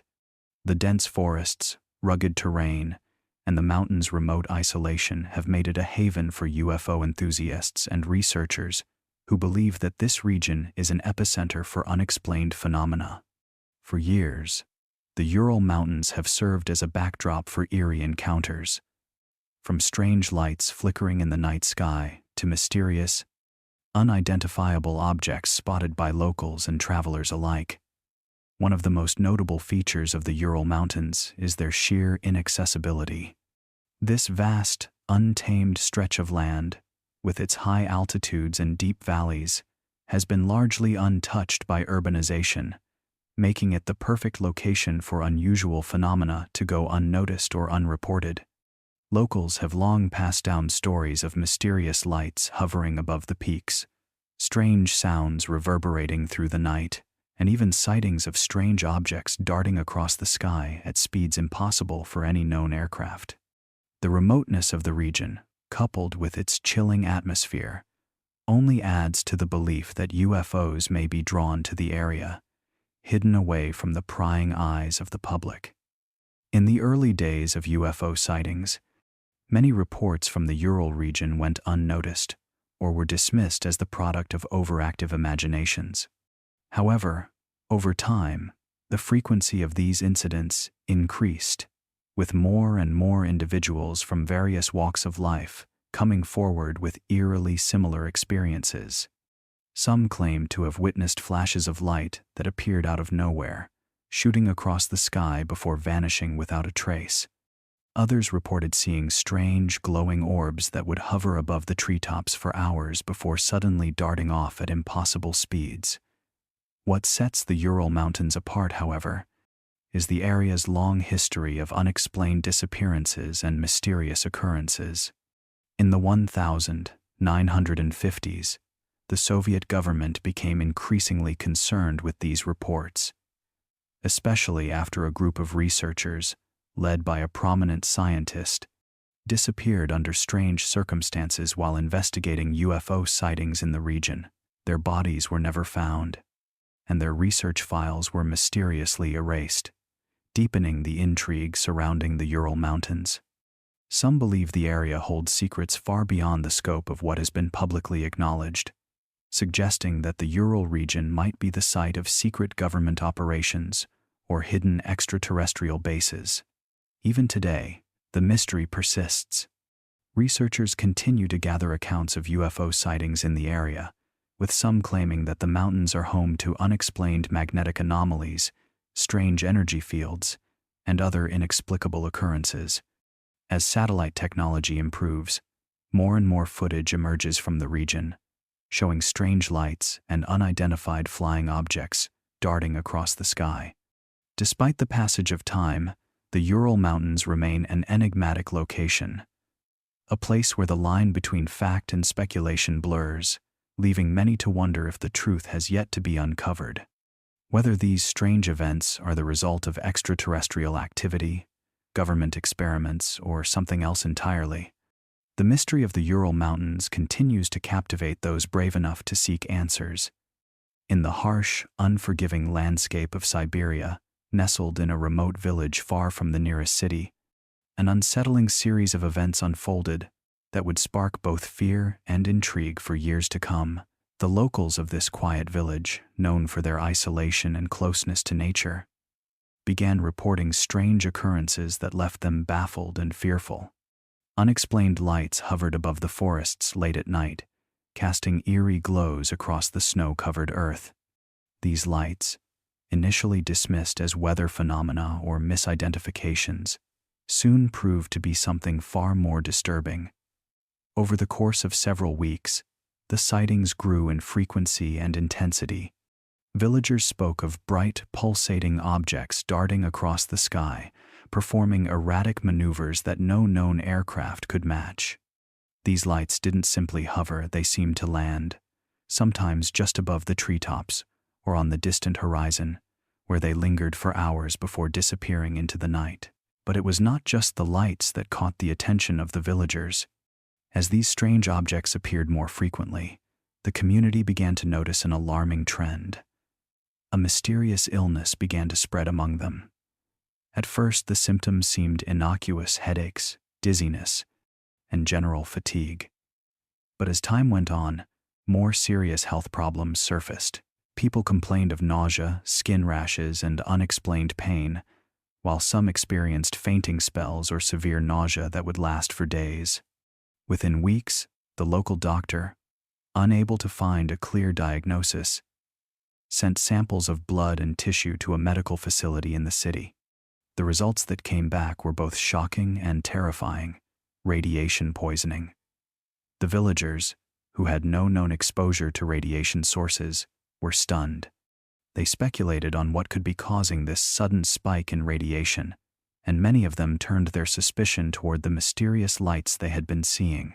Some believed that the UFOs, which had appeared to hover over their land, might have been emitting radiation during their visits. Local gossip soon spread that the strange lights might not be extraterrestrial visitors at all, but rather some kind of covert experiment conducted by the government or even foreign powers.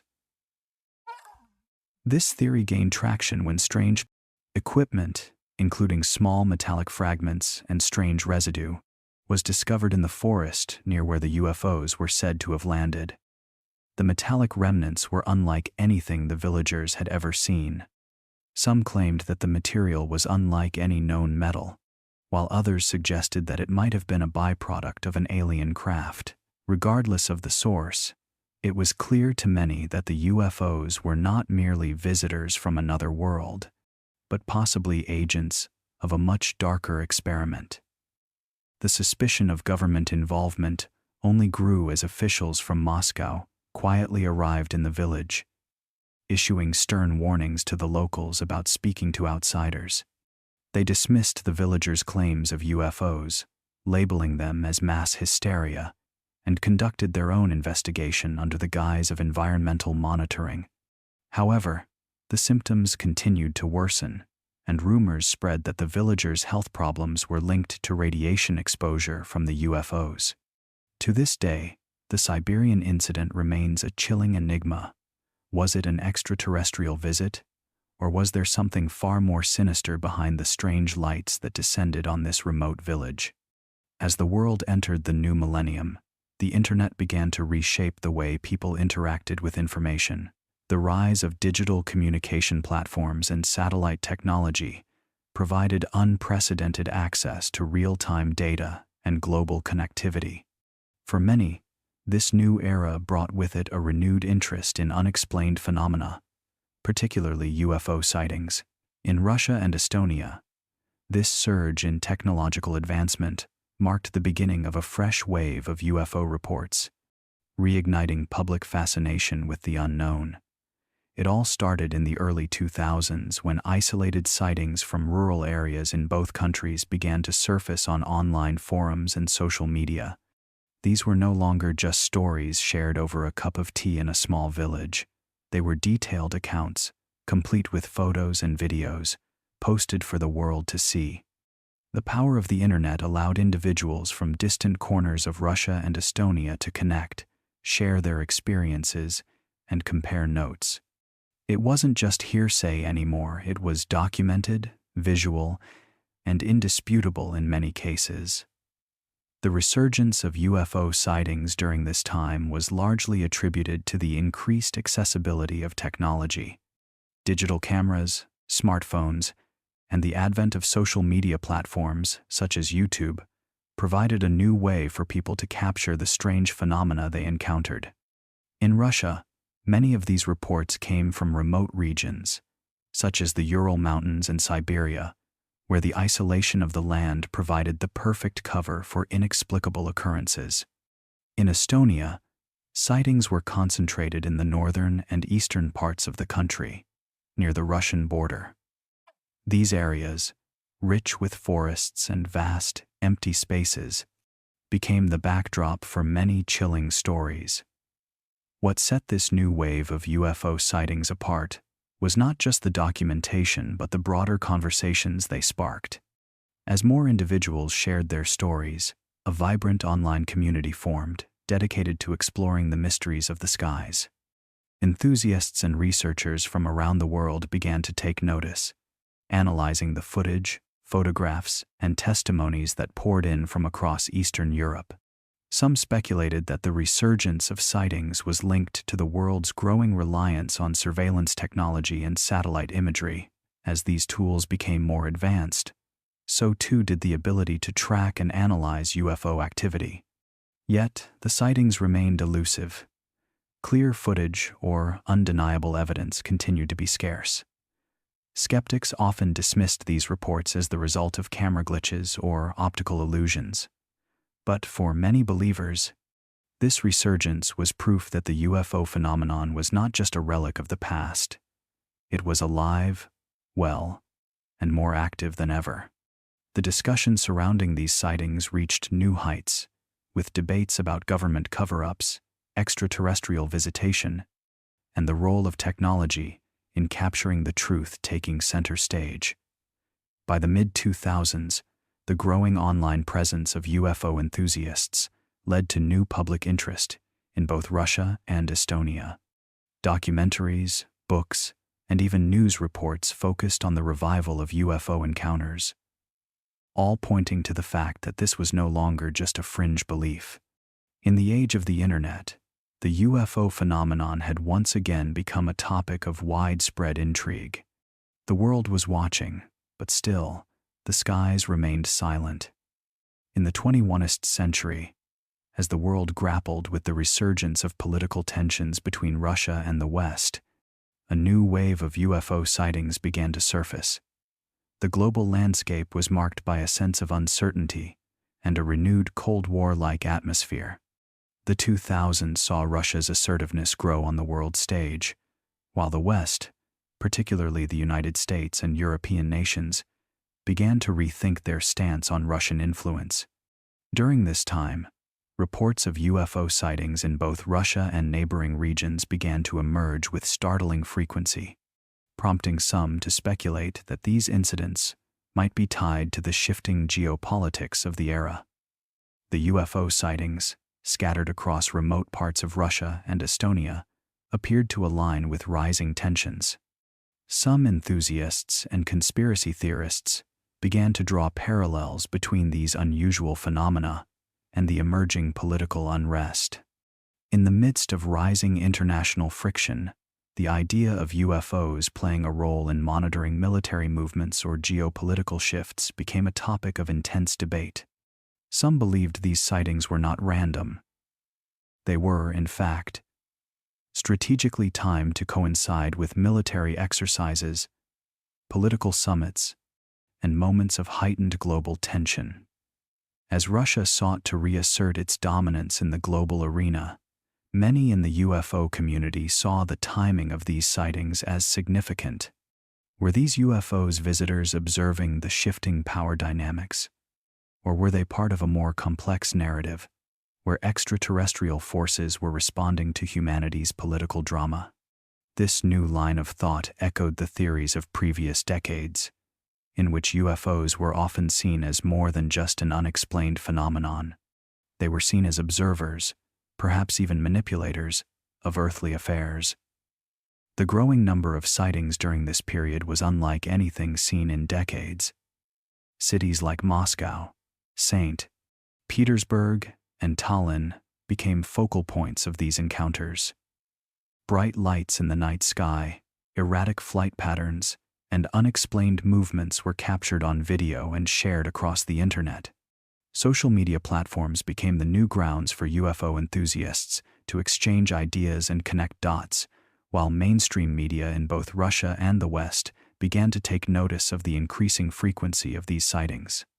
Governments, however, remained tight-lipped, feeding the fires of speculation. Some analysts even suggested that these UFOs were not from outer space at all, but were, in fact, advanced military technology being tested by either the West or Russia. However, the idea that these sightings were connected to military surveillance, rather than extraterrestrial observation, failed to quell the curiosity of the public. This blend of political unrest and UFO activity highlighted the era's underlying anxiety, an age where global powers eyed each other with suspicion, while strange lights in the sky seemed to remind humanity of its vulnerability to forces beyond its control. For many, the surge in UFO sightings was more than just a series of coincidental events. It was a sign that something larger, more enigmatic, was unfolding. The geopolitical struggles of the 21st century were mirrored in the mysterious lights overhead, leaving many to wonder if the new Cold War was being watched by more than just earthly eyes. In the late 2000s, the serene beauty of Estonia's coastline became the backdrop for a surge of UFO sightings that captivated the attention of both local residents and international researchers. What had once been a quiet, picturesque region, known for its peaceful beaches and ancient fishing villages, now found itself at the center of a strange and unexplained phenomenon. As reports of mysterious lights in the sky began to flood in, the Estonian coast seemed to be a magnetic hotspot for unexplained aerial activity. These sightings, often described as glowing orbs or pulsating lights, would appear above the Baltic Sea, casting an eerie glow across the night sky, only to disappear without a trace. The frequency and consistency of these sightings, over the course of several years, sparked growing interest from both amateur enthusiasts and professional researchers alike. Local fishermen, who had long been accustomed to the peaceful rhythms of the sea, began to speak of strange encounters. Some reported seeing bright, moving lights hovering just above the water's surface, while others spoke of objects darting across the sky at unimaginable speeds, leaving no trace behind. The phenomenon was not confined to any specific location.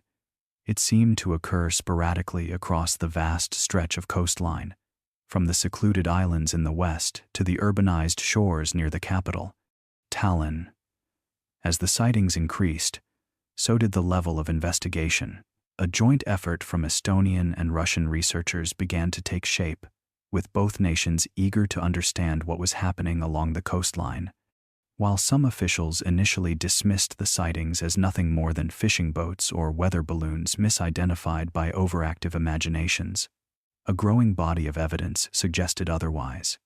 Video footage and photographs started to circulate, showing mysterious objects, their movements too erratic and unpredictable to be explained by conventional aircraft. The objects seemed to defy the basic principles of aerodynamics, leaving experts at a loss for rational explanations. The Estonian coast, with its isolation and proximity to both Eastern and Western Europe, seemed an ideal location for the phenomenon to unfold. Some theorists began to suggest that the location itself held significance as an area of strategic importance during the Cold War, now under scrutiny for more cryptic reasons. The theory of extraterrestrial surveillance began to circulate, with some believing that the lights were more than mere coincidences. They were potentially monitoring human activity along this politically sensitive stretch of land. Yet, answers remained elusive. The more researchers delved into the mystery, the more questions emerged. Despite increased efforts to capture more definitive evidence, the objects continued to slip through the net of explanation, leaving only more confusion in their wake. What had once seemed like isolated random sightings now appeared to be part of a larger, more coordinated phenomenon. As the mysteries of the Estonian coastline deepened, so too did the growing belief that these lights were no simple illusion. The search for answers continued, and with each sighting, the questions only multiplied, leaving the people of Estonia and beyond to wonder just who, or what, was observing from the skies. Throughout the early 2010s, reports began emerging from military personnel in both Russia and Estonia, recounting encounters with UFOs flying over some of the most sensitive military bases in the region. These reports came from men and women who were not easily swayed by superstition, yet they spoke with unsettling sincerity about what they had seen in the skies above their posts. In places like Pskov, near the Russian border, and near Tallinn, Estonia's capital, military personnel observed strange, silent objects performing maneuvers that defied explanation. They were not simply sightings of distant lights or odd shapes, but direct encounters, often occurring under the cover of night when security was tightest and the stakes highest. The objects would appear without warning, hovering above restricted airspace, their lights flickering like distant stars before suddenly vanishing or darting off at speeds that no known aircraft could match. In some instances, the objects would linger for hours, appearing to observe the base and its activity from above. What was most disturbing to those who witnessed these strange occurrences was the eerie silence that accompanied the crafts. No engine noise, no hum, just an unnatural stillness that contrasted with the usual sounds of military aircraft overhead. They were unlike anything the soldiers had seen before, and the unsettling feeling that something or someone was watching was almost palpable. The encounters raised immediate concerns about surveillance. Military officials in both nations, particularly in Russia, began to wonder if these UFOs were linked to some form of foreign reconnaissance, perhaps utilizing advanced technology far beyond the capabilities of known human aircraft. The idea that these crafts could fly undetected through highly sensitive airspace without being intercepted or identified left military experts puzzled. Had foreign powers developed technology capable of such feats, or was there another, more covert explanation? What fueled the growing unease was the sheer frequency and consistency of these sightings. Over time, more and more military personnel came forward with similar reports. Some soldiers claimed to have seen the crafts hovering just above missile silos, their shapes outlined by the pale moonlight. Others spoke of the UFOs flying low over radar stations, remaining undetected by conventional tracking systems. The stories became too numerous and too similar to be easily dismissed. But official investigations, if any were conducted, seemed to go nowhere, with no clear answers provided. This lack of clarity only deepened the mystery. Was it possible that these UFOs were performing a form of surveillance on the military facilities, monitoring activities that were deemed critical to national security?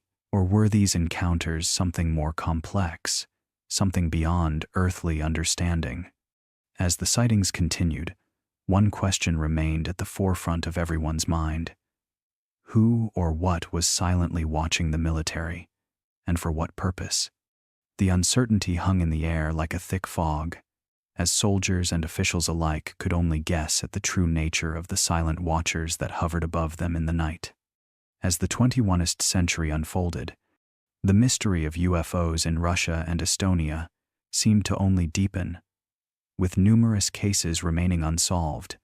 The rise of digital technology and the internet brought with it an explosion of amateur UFO research, yet despite increasing documentation, many sightings defied explanation. These unsolved cases often revolved around strange lights, inexplicable objects in the sky, and encounters that left eyewitnesses, as well as investigators, searching for answers that were just out of reach. One of the most perplexing cases took place in the remote regions of Siberia, where several residents of small villages reported seeing triangular crafts hovering silently over the tundra in 2009. The craft was described as having bright, pulsating lights that flickered in patterns not seen with conventional aircraft. These lights, unlike anything familiar, seemed to communicate in a way that left witnesses wondering whether they were part of some kind of higher intelligence. Despite multiple attempts by local investigators, no physical evidence of the craft's presence was found, and radar systems failed to pick up any unusual activity. The local military had no records of any operations in the area at the time, and yet the sightings persisted. Similarly, in Estonia, near the town of Tartu, a family reported witnessing a strange object in the night sky in 2015. The object appeared as a glowing disk, hovering quietly just above the treetops before disappearing at an impossible speed.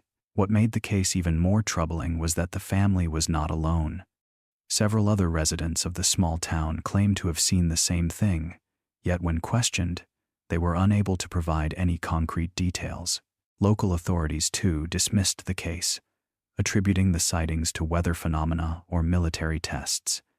But despite these reassurances, a lingering sense of unease remained. The internet age has only added to the complexity of modern UFO investigations. In 2018, a video emerged from a camera set up on a military training ground in northern Russia.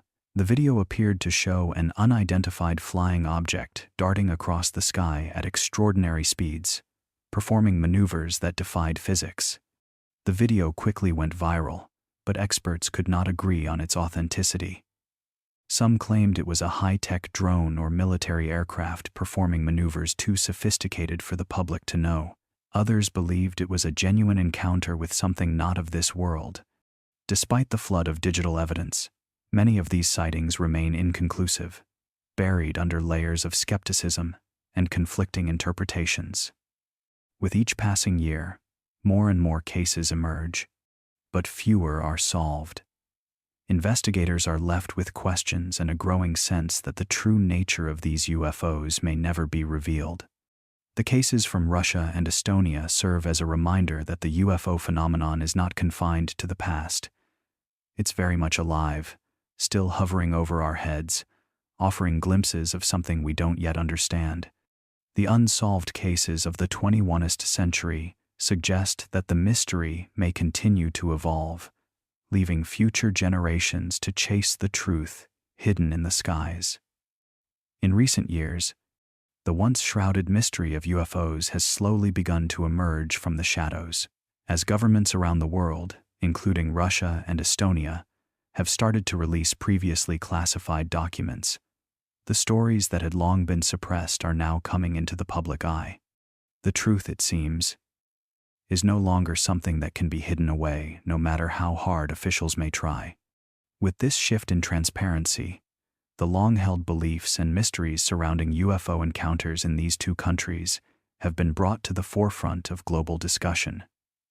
In Russia, the release of military reports detailing strange aerial phenomena over restricted airspace has shaken long-standing perceptions. For years, rumors of secret UFO sightings, particularly near military installations in remote areas like the Ural Mountains and Siberia, circulated among the public and enthusiasts. Yet, it was only recently that some of these stories began to take on a more official tone. The government, in fits and starts, began declassifying documents, revealing that some of these encounters were not just the result of mass hysteria or simple misidentifications. Military personnel, some of whom had previously remained silent due to fear of reprisal, came forward with their accounts, detailing how they had seen objects that defied explanation during training exercises. The shift in transparency has led to growing public awareness that what was once dismissed as fiction may, in fact, be reality. Estonia, too, has witnessed a change in the narrative surrounding UFOs.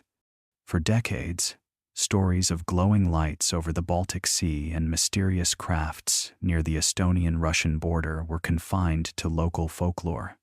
But as public interest surged and independent researchers dug into these occurrences, more and more accounts from civilians and officials came to light. The release of old KGB files revealed that Soviet authorities had taken these sightings seriously, albeit in secret. Much like their Russian counterparts, many Estonian military personnel had encountered unexplained aerial objects during the Cold War. However, it wasn't until the last few decades that some of these encounters were acknowledged, albeit in small doses, further adding fuel to the flames of speculation. As more UFO-related material comes into the public domain, the landscape of perception has shifted dramatically. What was once regarded as taboo or absurd has begun to find a place in mainstream discourse.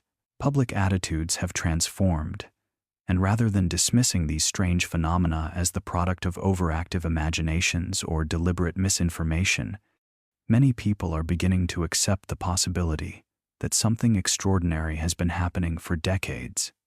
The once rigid barriers between skepticism and belief are beginning to erode. However, this newfound openness also brings with it a sea of questions that remain unanswered.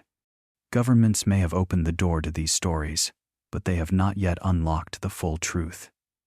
The ongoing search for answers continues to captivate the public imagination. Whether UFOs are extraterrestrial visitors, advanced technology from another nation, or something entirely different, the end of silence marks the beginning of a new era in which humanity, for better or for worse, will no longer be content to turn a blind eye to the unknown. The story is far from over, and the truth remains just beyond the horizon.